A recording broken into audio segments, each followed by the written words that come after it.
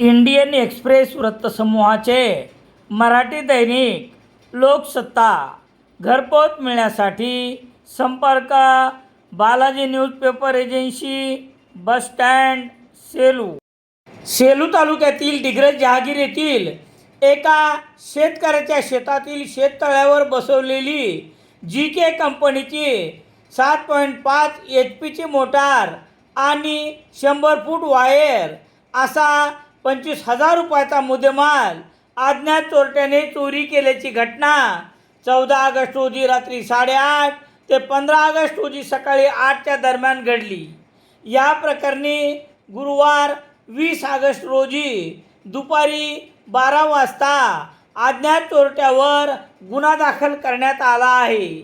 याबाबत पोलिसांनी दिलेली माहिती याप्रमाणे, तालुक्यातील डिग्रज जहागीर येथील रहिवासी तथा फिर्यादी दिगंबर पौळ यांचे वडील शिवाजीराव पौळ यांच्या शेतात असलेल्या शेततळ्यामधील GK कंपनीची 7.5 HP सोलार मोटार किंमत 20,000 रुपये, 100 फूट वायर किंमत 5,000 रुपये असा 25,000 रुपयाचा मुद्देमाल अज्ञात चोरट्याने 14 ऑगस्ट रोजी रात्री 8:30 ते 15 ऑगस्ट रोजी सकाळी 8च्या दरम्यान चोरून नेला आहे।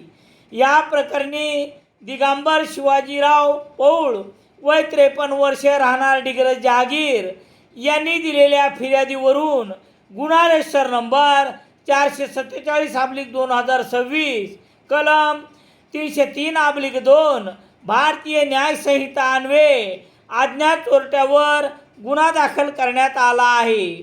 पोलीस निरीक्षक अरुण नागरे यांच्या मार्गदर्शनाखाली सहाय्यक पोलीस उपनिरीक्षक वशिष्ठ भिशे पुढील तपास करत आहेत।